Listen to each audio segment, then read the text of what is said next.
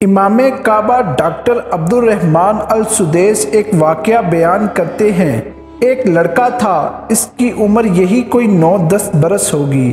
وہ بھی اپنی عمر کے لڑکوں کی طرح شریر تھا، بلکہ شاید اس سے کچھ زیادہ ہی۔ یہ وہ دور تھا جب نہ آج کی طرح بجلی کے پنکھے تھے، نہ گیس کے چولہے۔ گھر بھی مٹی کے، چولہے بھی مٹی کے ہوا کرتے تھے، اور نہ اس زمانے میں دولت کی اس قدر ریل پیل تھی جو آج کے زمانے میں دیکھی جا رہی ہے۔ ویڈیو دیکھنے سے پہلے ہمارا چینل AK TV سبسکرائب کریں اور بیل آئیکن کے بٹن کو دبانا مت بھولیں تاکہ آنے والی لیٹسٹ اور انفارمیٹیو ویڈیو آپ تک پہنچائی جا سکے۔ ایک دن اس کے گھر مہمان آ گئے۔ اس کی ماں نے اپنے مہمانوں کے لیے کھانا تیار کیا۔ یہ لڑکا بھی قریب ہی اپنے دوستوں کے ہمراہ کھیل رہا تھا۔ ماں نے جیسے ہی سالن تیار کیا، بچے نے شرارت سے اس سالن میں مٹی ڈال دی۔ اب آپ خود ہی اس ماں کی مشکل کا اندازہ کر سکتے ہیں۔ غصے کا آنا بھی ایک فطری عمل تھا۔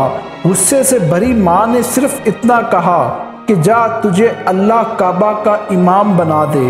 اتنا سنا کر ڈاکٹر عبدالرحمن السدیس رو پڑے اور کہنے لگے، آپ جانتے ہو کہ یہ شریر لڑکا کون تھا؟ پھر وہ خود ہی جواب دیتے ہیں، وہ شریر لڑکا میں تھا جسے آج دنیا دیکھتی ہے کہ وہ کعبہ کا امام بنا ہوا ہے۔ ڈاکٹر عبدالرحمن السدیس کسی بھی تعارف کے محتاج نہیں ہیں۔ 2010 تک کے عالمی سروے رپورٹ میں یہ بات سامنے آئی کہ امام کعبہ عبدالرحمن السدیس اس وقت پوری دنیا کے مسلمانوں کی مقبول ترین شخصیت ہے۔ اللہ نے ان کو دنیا کی سب سے بڑی سعادت عطا کی کہ ان کو اپنے گھر کا امام بنا دیا۔ اب نہ صرف وہ امام کعبہ ہیں بلکہ حرمین کی نگران کمیٹی کے صدر بھی ہیں۔ ڈاکٹر عبدالرحمن السدیس یہ واقعہ کئی بار سنا چکے ہیں اور جب بھی سناتے ہیں جذباتی ہو جاتے ہیں۔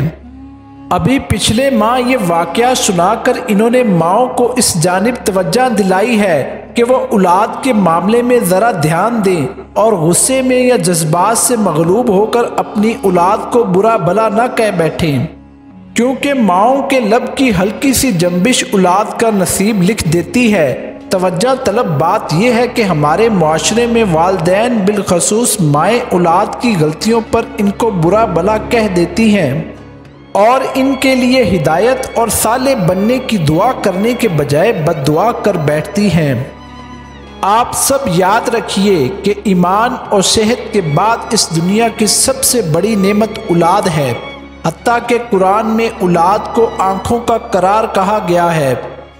زندگی کی رونق مال یا مکان یا خوبصورت لباس سے نہیں ہے، بلکہ زندگی کی تمام تر بہاریں اور رونقیں اولاد کے دم سے وابستہ ہیں۔ یہی وجہ ہے کہ ابراہیم علیہ السلام اور زکریا علیہ السلام جیسے جلیل القدر پیغمبروں نے نبوت کی سعادت رہنے کے باوجود اللہ سے اولاد مانگی۔ لہٰذا ہر اس عورت کا جو ماں ہے فرض بنتا ہے کہ اپنے بچوں کی قدر کریں اور ہمیشہ ان کے لیے دعا کرتی رہیں۔ بچے تو بچے ہی ہوا کرتے ہیں، وہ شرارت نہ کریں تو کیا بوڑھے شرارت کریں؟ کبھی بچوں کی شرارت سے تنگ آ کر ان کو برا بھلا مت کہیں، کہیں ایسا نہ ہو کہ بعد میں پچھتانا پڑے۔ اللہ کے نبی صلی اللہ علیہ وآلہ وسلم نے اس سے منع کیا ہے۔ ہم یہاں حدیث کا مفہوم ذکر کر رہے ہیں، اپنے لیے، اپنے بچوں کے لیے، اپنے ماتحت لوگوں کے لیے۔ اللہ سے بری دعا نہ مانگو، ہو سکتا ہے کہ جب تم ایسا کر رہے ہو وہ وقت دعاؤں کے قبول کر لیے جانے کا وقت ہو۔ ماں باپ کے منہ سے نکلے جملے کبھی اولاد کا مقدر لکھ دیتے ہیں۔ اس لیے حضرت علی رضی اللہ تعالیٰ عنہ فرمایا کرتے تھے کہ اپنی اولاد کو عزت دو، ان کی قدر کرو، کیونکہ وہ تمہارے بعد تمہارے نشان بن جاتے ہیں۔ ویڈیو کو آخر تک دیکھنے کا شکریہ۔ اپنا خیال رکھیے گا۔ اللہ حافظ۔